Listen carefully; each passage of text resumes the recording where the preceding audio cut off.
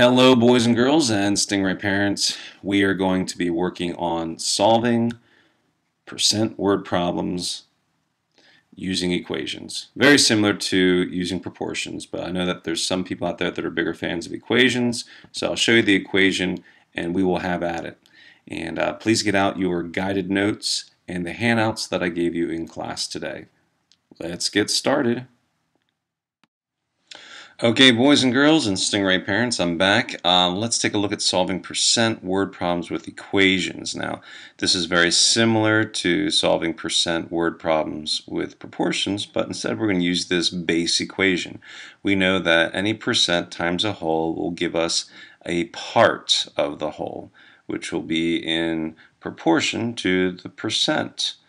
Okay, what does that mean? Well, let's take a look at this word problem here. And by the way, you'll want to get out your guided notes again, as well as your homework handout that has some practice problems on. This is actually the third one over. Now, with these these solving percent word problems, it leaves it up to you whether you want to use proportions or equations. I just want to show you the equation model. Personally, I prefer the proportion model, but I know a lot of students, they really would rather just have this equation. Okay, well let's practice the equation. It says if a dozen eggs goes on sale from $2.50 to $1.50, what percent of the original cost are you paying for? Right away you see they're asking for what percent. Okay, we want to figure out what the percent is. So the percent, I'm going to just use P for percent, is unknown. We know that the whole, or the original price, was $2.50, and we know that the part, or whatever percent, some percent of $2.50 is $1.50. Okay, so there we have our equation, and we want to solve the unknown, which is percent, some percent. And it's going to show up as a decimal, which we can convert to a percent later. We have P times 250. Well, we want to get P isolated all by itself, so we need to do the inverse operation, which is divide by 250, or I should say 2.50. And what I do to one side, I must do to the other to keep the equation balanced and equal.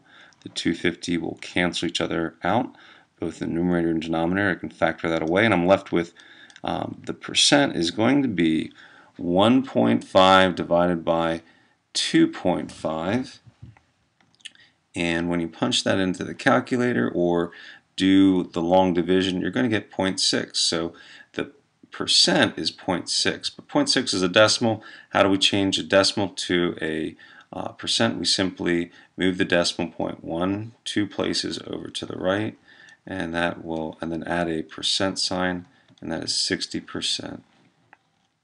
So 60% of $2.50 is $1.50.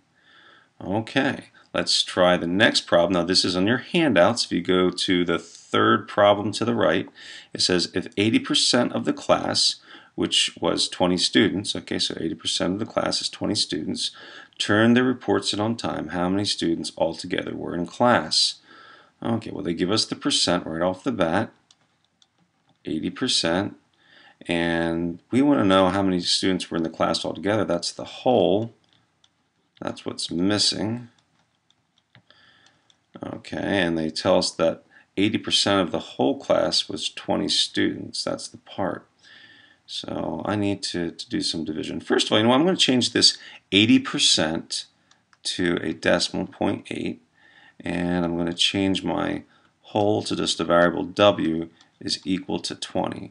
Okay, I want to isolate the variable, so I need to divide this side by 0.8. I'm performing the inverse operation, and what I do to one side, I must do to the other. The 8/10 will factor out on both sides of the equation. I'm going to get w is equal to 20 divided by 0.8, which I believe is 25. Okay, so my whole class is 25 students. So we can plug it back in and say 80% of 25 students is 20.